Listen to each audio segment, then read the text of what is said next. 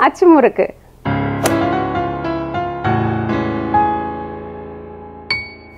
Hi hello வணக்கம். தோசை பீஸா உங்களை அன்புடன் இருக்குது. நான் காஞ்சனா ஜெயக்குமார். அச்சு முறுக்கு. இந்த அச்சு முறுக்குன்றது ரொம்பவே ஒரு சுவையான தின்பண்டமாகும். ஆனால் இந்த தின்பண்டத்தை நிறைய பேர் செய்யறதுக்கு தயங்குறாங்க. ஏன்னா அதில் கொஞ்சம் குழப்பங்கள் அதிகமாக இருக்குது மற்றும் அதனுடைய செய்முறை வந்து கொஞ்சம் குழப்பமாக இருக்குது. அப்படின்றதுனால அதை எந்த தப்பும் இல்லாமல் அருமையாக சுவையாக முறுமுறுன்னு எப்படி செய்யுதுன்னு பார்க்கலாம் வாங்க. இந்த அச்சு முறுக்குக்கு முதல்ல ரொம்ப முக்கியமான விஷயம் என்னென்னா அச்சு தான். அந்த அச்சு வந்து கடைகளில் பாத்திர கடைகள் எல்லாம் கிடைக்கிறது. அதை நான் என்ன பண்ணியிருக்கேன், இப்போது நல்லா ஊற வச்சுருக்கேன். அது வந்து எண்ணெயிலேயே கொஞ்சம் நேரம் ஊறும் பொழுது தான் என்ன ஆகும், நம்மளுக்கு அச்சில் அந்த மாவு ஒட்டிக்கிட்டு திரும்பவும் நம்மளுக்கு விடுபடும் பொழுதும் சுலபமாக விடுபடும். அதனால் இப்போ இதை ஊற வச்சுருக்கேன். ஒரு 2 மணி நேரமாக இது நல்லா எண்ணெயில் ஊறிட்டுருக்கு. அச்சு சரி பண்ணிட்டோங்களா? அடுத்தது மாவுக்கு வரலாம். மாவு வந்து என்னென்னா, பொதுவாக நம்மளுக்கு கடையில் கிடைக்கக்கூடிய அல்லது வீட்டிலேயே இருக்கக்கூடிய அரிசி மாவை எடுத்துக்கலாம். இந்த மாவை இப்போ வறுக்க வேண்டாம். மற்றும் இந்த அரிசி மாவு கூட என்ன பண்ணுவாங்கன்னா, முட்டை சேர்ப்பார்கள். முட்டை சேர்க்கும் பொழுது அதற்கு ஒரு பிசின் தன்மை வரும் இல்லைங்களா, அதுக்காக தான் அதை சேர்ப்பாங்க. நம்ம என்ன பண்ண போகிறோம், அந்த முட்டையை தவிர்த்துட்டு சோள மாவு சேர்க்க போகிறோம். சோள மாவு சேர்க்கும் பொழுது என்ன ஆகும்னா, அதே பிசின் தன்மை மற்றும் அல்லாமல் நீண்ட நாட்களுக்கு ஒரு வாசனையில் ஒரு மாற்றம் ஏற்படாமல் நம்மளுக்கு இந்த முறுக்கு இருக்கும். பொதுவாக முட்டை சேரும்பொழுது நம்மளுக்கு கொஞ்ச நாள் ஆன உடனே ஒரு முட்டை மற்றும் பழைய வாசனை வருவதற்கான வாய்ப்புகள் வந்து அதிகமாக இருக்குது. அதை தவிர்ப்பதோடு மட்டும் இல்லாமல் இது அப்படியே வந்து இதை எடுத்துகிட்டு போனாலும் உங்களுக்கு எண்ணெய் சிக்கு வாசனை மற்றும் இந்த மாவின் வாசனை வந்து வராமல் இருக்கும். நீங்கள் சோள மாவு சேர்த்திங்கன்னா முட்டைக்கு பதிலாக அது ரொம்பவே சுவையாகவும் இருக்கும். இப்போ நம்ம இந்த மாதிரி 1 கப் அளவுக்கு இந்த அரிசி மாவு எடுத்துகிட்ருக்கோம். இல்லைன்னா நீங்கள் 250 கிராம் அப்படி எடுத்துக்கலாம். அதற்கு 75 கிராம் அல்லது 1/4 கப்புக்கான சோள மாவை சேர்த்துக்கலாம். எந்த இனிப்பு தின்பண்டமாக இருந்தாலும் நம்ம கொஞ்சமாக உப்பு சேர்த்துக்கிறது நல்லது. இனிப்பின் சுவையை கூட்டி கொடுக்கக்கூடிய தன்மை வந்து இந்த உப்புக்கு இருக்குது. அடுத்தது இதுக்கு ரொம்பவே முக்கியம் தேங்காய் பால். தேங்காய் பாலும் அரிசி மாவும் சேரும் பொழுது தான் இதனுடைய சுவை நல்லாயிருக்கும். அதனால் தேங்காய் பால் என்ன பண்ணியிருக்கோன்னா, இந்த சின்னதாக கிடைக்கும் இல்லைங்களா, சிறிய அளவு தேங்காய், ஒரு தேங்காயினுடைய பால், கெட்டியமான முதல் பால் மட்டும்தான். மற்ற பாலை நம்ம எடுத்து வேறு எதுக்காவது உபயோகப்படுத்திக்கலாம்.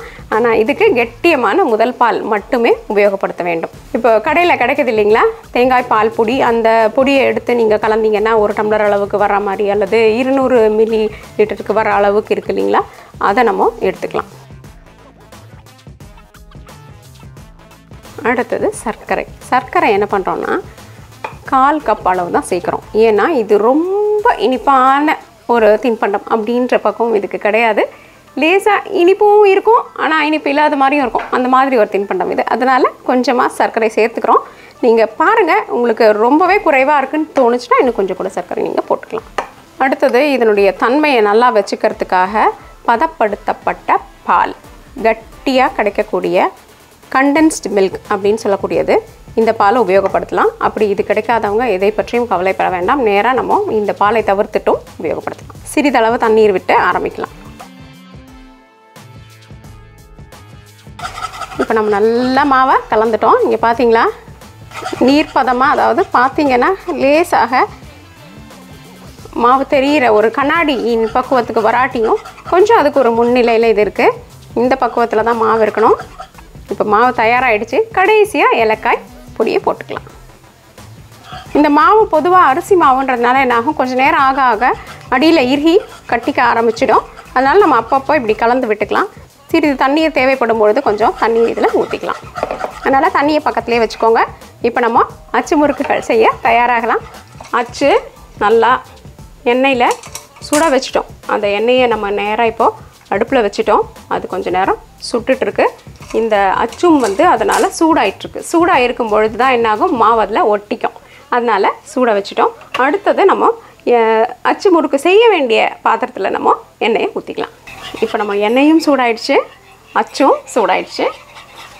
லேசாக ஒரே ஒரு சொட்டு அதில் போட்டு எண்ணெய் சரியான பக்குவத்தில் சூடாயிருக்கான்னு சோதிச்சு பார்த்துக்கலாம்.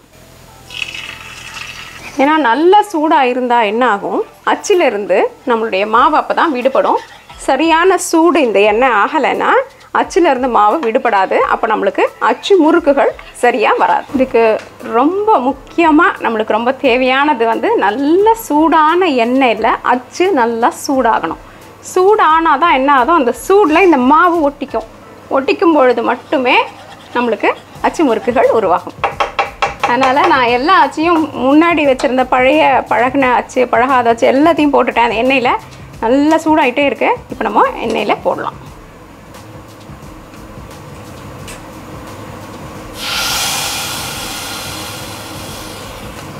மாவோடு இருக்குது, அதை எடுத்து நம்ம சட்டியில் வச்சுட்டோம்.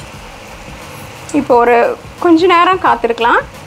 அப்புறம் மெதுவாக இந்த அச்சை இப்படி ஆட்டி கொடுத்தீங்கன்னா இலகும். அப்படி இல்லைன்னா நம்ம இது போன்ற ஒரு கரண்டியை வச்சு லேசாக அதை இளக்கி கொடுக்கலாம்.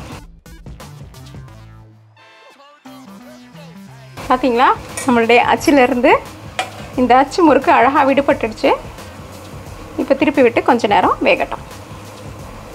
எண்ணெய் வந்து மிதமான தீயில் இருக்கட்டும். அதிகமான தீயில் இருந்தால் என்ன ஆகும், நீங்கள் இளகிறதுக்குள்ளறையே அது கரிய ஆரம்பிச்சிடும். அப்புறம் அது நம்மளுக்கு ரொம்ப கஷ்டமாக இருக்கும். அதனால் கொஞ்சம் வச்சுருந்துட்டு போடலாம். இப்போ இதில் எண்ணெய் சூடாயிடுச்சு. நம்ம என்ன பண்ண போகிறோம்னா, எண்ணெயை நான் சூடை குறைக்க போகிறேன். முதல் முறை யாராவது முயற்சி பண்ணி பார்க்குறதா இருந்தால், நம்மளுக்கு தெரிஞ்சவங்கக்கிட்ட யார்கிட்ட இருந்தாவது நம்மளுக்கு பழகின அச்சை வாங்கி முயற்சி பண்ணி பார்க்கலாம்.